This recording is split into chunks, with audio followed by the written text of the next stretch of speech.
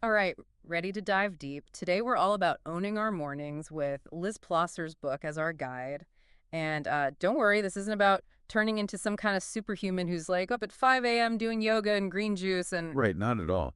It's much more about, well, the science of a good morning Mhm. and then using what we know to make a routine that actually works for you, no matter, your lifestyle. Totally. That's what I love about Liz Plosser, the author. I mean, she's the editor-in-chief of Women's Health, Mama 3, and even she's like not a natural morning person. Yeah, I think that's what makes her approach so interesting. She's not like, preaching from this impossible place. She gets it. She's hit the snooze button, but then she figured out how to like really make mornings work for her. And one thing that she's really clear about is like, it's not about forcing yourself into becoming a morning person if you're just not. Exactly. It's more about figuring out what your ideal morning looks like and then using, well, I think some really cool strategies to make it happen. And one of the things I found fascinating is this whole idea of chronotypes. Yeah, chronotypes are, I guess you could say, like your natural tendency towards are you a morning person or a night owl? What's interesting is it may not just be preference, it might actually be like tied to your DNA. Wait, so you're saying some of us are like genetically programmed to hit the snooze button? I mean, there's definitely research that suggests that. And knowing your chronotype can be super helpful when you're making a morning routine that works with, your natural rhythms. Like, say if you're a total night owl, trying to force yourself up at 5 a.m. might actually be uh, doing more harm than good. Yeah, that makes sense. It's about working with your body, not against it. And I really liked how Liz emphasized the night before. Like, that's actually crucial for a good morning. It's all about setting your future self up for success. I like to think of it as like leaving little breadcrumbs for your morning self to follow. Simple things like, laying out your clothes, getting the coffee maker ready, even just tidying up the kitchen can really change how you feel when you wake up. Oh, you know what? I've tried that and it actually works. Waking up to like a clean space just puts me in such a better mood to start the day. It seems like Liz is all about these like little actionable steps that lead to big changes in how we see our mornings. Absolutely. It's not about like these drastic changes overnight. It's the small tweaks that over time make your morning more enjoyable and productive. And she gets into some cool areas like the science behind sleep and how that affects our energy, our focus, even our mood. Yeah, let's talk sleep science. I mean, the book has insights from a neuroscientist, Dr. Claudia Aguirre. She explains like why good sleep is so important for a great morning. And she says sleep is the only way for your brain to clear out all the daily waste that builds up. It's like a detox for your brain. Dr. Agor compares it to um, opening the windows in a stuffy room to let the fresh air in. So when we sleep, our brain's busy, like clearing out toxins, organizing memories, basically getting ready for the day ahead. Yeah, I love that analogy. It's so true, right? We wouldn't expect our bodies to work well without like cleaning and maintenance. Our brains are the same way. And she also talks about the dangers of blue light from our electronics, right? Oh yeah, that blue light, it tricks our brains into thinking it's still daytime, which messes with how much melatonin we make. And that makes it harder to fall asleep and stay asleep. It's like having the constant wake up signals, even when you're trying to wind down. So basically, treat our brains like this delicate instrument that needs like proper care. And part of that is good sleep. Exactly. It's an investment in how we feel overall. Mm. Now, switching gears a bit, let's talk about movement, which is another big part of Liz's approach to owning your morning. Yeah. She's a big advocate for getting some exercise into your morning. She even has a motto, sweat changes everything. And honestly, I have to agree. I mean, even a short workout can totally shift how I feel, my energy, my whole mindset. There's so much science to support that. Exercise has been shown to like increase those feel-good endorphins, lower stress hormones, and just boost your overall energy level. So tell me more about that. I'm fascinated by like the how and why of it all. Well, for one, exercise increases something called BDNF. That stands for brain-derived neurotrophic factor. Think of it like food for your brain. It helps brain cells grow and survive, and it's been shown to improve memory, learning, and just, how well your brain works overall. So it's like a power up for your brain. And I like that Liz says it doesn't have to be, this crazy hour-long gym thing. Even a quick 10-minute workout can make a difference. Totally. In fact, she even includes a 10-minute workout in the book. No equipment needed, so no excuses. It's more about finding what works for you, for your body, and then, celebrating even the small wins. I love that, celebrating the small wins. That's such a good way to like keep going and stay motivated. Yeah. And speaking of motivation, one thing that surprised me about Liz's approach is how important social connection is, even in the morning. Yeah, it might seem counterintuitive, especially if you're someone who likes their alone time in the morning. But what Liz argues is that even little moments of connection can have like a ripple effect on your whole day. What kind of moments are we talking about? It could be just, a hug with your partner or kids before they leave, or a quick call with a friend while you're walking the dog. You could even just leave a nice note for someone. These little tiny moments of connection can set a positive tone for the day and remind us that, hey, we're not alone in this. That's so true. We really do underestimate how powerful those small things are, but they can make such a difference. And I think it all comes back to one of the main themes in the book. Figuring out what your core values are and then making sure you're living by them. Exactly. Liz really believes that our mornings should reflect what matters most to us. And she has this really insightful process for discovering those core values, which we can talk more about a bit later. Yeah, I'm really interested to hear more about that process because I think once you know what your core values are, then you can start like weaving them into every part of your life, including your morning. Absolutely. It's all about creating a morning that feels like truly you, one that helps you live a more fulfilling life, a life with more meaning. But before we jump into that, I'm curious, what are your thoughts so far on this whole idea of owning your morning? What's resonating with you? Honestly, what I love is how much it focuses on like making it your own. It's not about fitting into some pre-made mold of the perfect morning. It's about finding what works for you and your life. And I'm really intrigued by all the science behind it, especially the connection between sleep, exercise, and how our brain works. It all makes so much sense. I agree. It's really empowering to understand the why behind all of this. So are you ready to dig into Liz's process for uncovering those core values and see how we can apply it to our own lives? Definitely. Let's do it. So let's talk about this process for finding your core values. It sounds like Liz Plosser had a bit of a aha moment when she did a leadership training thing at SoulCycle. That's right. And, she wasn't an instructor or anything. She was overseeing, like, the brand's messaging and stuff. Yeah. So you already see that love of language coming through. It is interesting how those passions can sometimes lead to, unexpected things about yourself. So tell me more about this workshop. What did it involve? So the workshop was with this life coach, Judy Goldberg, Hmm. and it basically walked Liz through a bunch of exercises to, like, figure out her core values. One that really stands out, and I think our listeners would find helpful too, is called the one sheet. The one sheet. Okay. That sounds interesting. How does that work? Well, basically, you track your time, your money, and your energy for a whole week. But it's not just about how you spend them. It's also about how how each thing makes you feel. It's a really powerful way to see, where your resources are actually going and if that matches up with what's actually important to you. So it's not just about budgeting your time and money, but also understanding, I guess, your emotional energy as a resource too. Did Liz have any interesting discoveries from doing that? She did. Like, she realized she was spending a surprising amount of energy in meetings, which at first seemed kind of weird because, she sees herself as an introvert. But when she thought about it more, she realized it wasn't the meeting itself. It was the energy of collaborating with others. That's when she realized, oh, teamwork. That's a core value for me. That makes so much sense. It's like sometimes what we do doesn't match up with how we label ourselves. You need to really think about it to connect those dots. Yeah, exactly. And the one sheet is a great tool for that. But there's more to this whole core values thing. There's another exercise called the interview.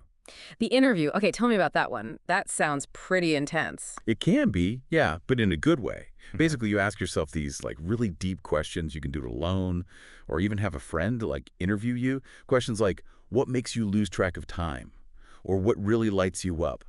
Things that get to the heart of what motivates you, what fascinates you. I can see how that would be really revealing. I'm already thinking about what some of my answers would be. So we've got the one sheet for tracking our resources, the interview for figuring out our passions. What's the last piece of this? The last part is called finding the clusters. So after you've done the first two exercises, you start to see, I guess you could say patterns. Maybe certain themes keep coming up, or you notice that a lot of your energy goes towards things that involve, I don't know, a specific skill or interest. That's where it all comes together. You connect the dots to see those underlying values that are like really driving you. It's like you're taking all these little bits of information and like weaving them together into this picture of who you really are. And once you have that picture, then you can start to, include those values in your life more consciously, right? Exactly. And that includes your morning routine. Mm-hmm. So say family is a core value for you. Mm-hmm. Maybe it's not about a big, long breakfast every day, but just, a quick minute of connection before everyone runs out the door. Or if creativity is a value, then having a space in your home, even just a corner of your desk, that's just for creative stuff, Mm-hmm. that can make a difference. It's about like making your outsides match your insides, right? And those little things can be so powerful. But do you think, I guess, do core values change over time? It's not like you do this once and you're done, right? You're right. They can definitely change as we grow, as we go through different things in life. That's why it's good to like revisit this whole process every so often, Yeah. especially during big changes or if you feel like your routine just isn't working for you anymore. It's like checking in with your inner compass to make sure you're still headed in the right direction. So, beyond core values, I want to hear more about those practical tips for setting yourself up the night before. Liz seems to be really into that like pre-game ritual. Oh, yeah, she is. And there's a good reason for that. A lot of it comes down to decision fatigue. Basically, the fewer decisions we have to make in the morning, when our willpower is low, the better. So things like, picking your outfit, prepping your breakfast, even just putting your workout clothes out, all of that helps make your morning smoother and less uh, mentally cluttered. Yeah, it's like getting those logistical things out of the way before they can even like trip you up. I've noticed when I do that stuff the night before, my mornings are just so much better. I don't hit snooze as much. I don't get sidetracked as easily. And it's not just about the practical side. It's also about creating this sense of, I don't know, peace and order. Waking up to a clean space, knowing what you're going to wear, what you're going to eat, that can totally change how your day starts. For sure. It's like giving yourself a little mental hug before the day even begins. Now, we talked about sleep science earlier, but I want to go a little deeper. Liz talks to Dr. Claudia Aguirre in the book, and I'd love to hear more about her take on why sleep is so essential. So Dr. Aguirre explains that, sleep isn't just about resting your body. It's actually when your brain is super active, getting rid of all the waste products that build up during the day. She compares it to taking out the trash. If you don't do it regularly, stuff piles up and your system like slows down and gets inefficient. It's like giving your brain a chance to like declutter and clean house, and that Yeah, makes so much sense, right? I mean, we all know how groggy and out of it we feel when we haven't slept enough. exactly.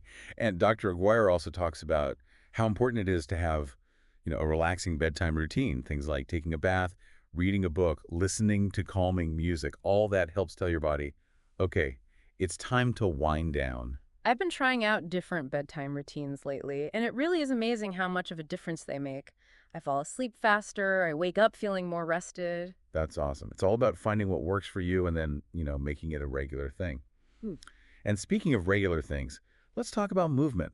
Liz is such a big believer in the power of a morning workout. I love that she calls it sweat therapy.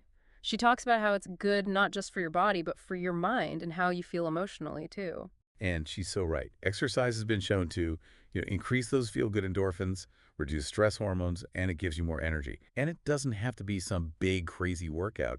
Even a 15-minute walk can make a huge difference. Totally. And she talks about celebrating those workout wins, even if they're small, right? It's not about like comparing yourself to other people or trying to be perfect. It's about, honoring your own efforts and progress. Exactly. And that feeling of accomplishment, it can like spill over into other parts of your life. It's like you're building up your self-belief that you can do things. Yeah. And speaking of taking care of yourself, let's talk about how Liz includes self-care into her mornings. Yeah, her approach to self-care seems really well-rounded. It's not just, bubble baths and face masks. It's more about like caring for yourself on a deeper level, both physically and mentally. Right. She talks about creating these little rituals that like nourish your soul, whether that's enjoying a cup of tea quietly, listening to music that inspires you, or just spending a few minutes writing in a journal. It's about finding those little moments of joy and peace, especially in the morning when, we're often rushing around like crazy. And she also talks about the power of touch, doesn't she? Yes. She shares this story about how she discovered a whole new level of self-care during, the pandemic lockdown. Mhm. She realized that simply touching, whether it's massaging in a serum or brushing her hair, could make her feel more calm and in control. That's fascinating. It's like those little physical things can really ground you in the moment and help you feel more connected to your body. Exactly. And it all ties back to being intentional with your mornings, making space to care for yourself, and setting a positive tone for the whole day. Now, we can't talk about mornings without acknowledging that, for a lot of people, work is a big part of it. Definitely. And Liz is really honest about that. She talks about how important it is to make the most of your work time in the morning and make it feel less like a chore. One thing she mentions is matching up your work with the times when your brain is most alert. That's huge. Yeah. We all have times a day when we're naturally more focused and get more done. So if we can plan those tough tasks for those times, we're setting ourselves up for success. And she also talks about this idea of the flow state, right? Oh, yes. Flow state is that amazing feeling where you're so absorbed in what you're doing that, like, time just disappears. That's when we're the most creative and productive. And Liz shares some tips for, like, creating the right environment for that flow state. Things like minimizing distractions and being really clear about what you want to accomplish with your work. It's like, hacking your own productivity. I love that. Speaking of which, Liz has this funny story about learning how important it is to be prepared. Oh, yeah, the open the box story. So relatable. She had to give this presentation using this fancy new camera they sent her, but she hadn't opened the box yet. So, of course, she's fumbling with it at the last minute, and the video quality isn't great. It's a good reminder to face those tasks head on and not let them hang over you, especially in the morning when you're trying to start the day on a positive note. And I think that leads us nicely into our last topic, winning the weekend. Because let's be real, how we spend our weekends can really affect how we feel come Monday morning. Totally agree. Liz makes it clear that weekends aren't just about, doing whatever. They're about intentionally recharging and getting ready for the week ahead. She talks about how good it is to just tackle that one chore you're dreading early on Saturday, just get it out of the way. And then planning your workouts, meals, even your outfits can really reduce decision fatigue. It's like applying those same principles of owning your morning to the whole weekend, creating this sense of purpose and flow that goes beyond just the work week. So as we're wrapping up this part of our deep dive, I'm curious, what's standing out to you? What are some key takeaways that you're finding really valuable? Wow, there is so much to think about here. I think for me, what's really sticking is this whole idea of, making sure your mornings reflect your core values. It just makes sense. If you can make those first few hours about things that really matter to you, it sets a totally different tone for the rest of the day. It's like you're setting yourself up for a more fulfilling experience. Like instead of just going through the motions, you're starting your day with, real purpose. And I appreciate that Liz Plosser makes it clear that it's not about being perfect. Mhm. There will be days when, like, you hit the snooze button 5 times or everything just goes off the rails. It's about progress, not perfection. Exactly. It's that self-compassion, knowing that even small steps in the right direction make a difference over time. I think what's been really eye-opening for me is all this science behind sleep and how important those evening rituals are for winding down. Me too.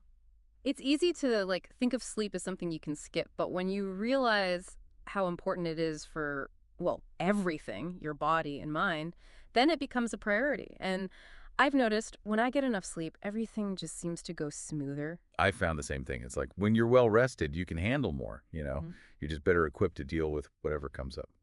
Speaking of being your best self, I love Liz's perspective on exercise and movement. Oh, yeah. Her calling it sweat therapy is so great. It's not about pushing yourself to the limit or comparing yourself to others. It's about moving your body in a way that feels good and, celebrating those wins, big or small. It's about respecting your body and realizing that movement can be a source of joy, right? Not a punishment. It can give you energy and help you de-stress.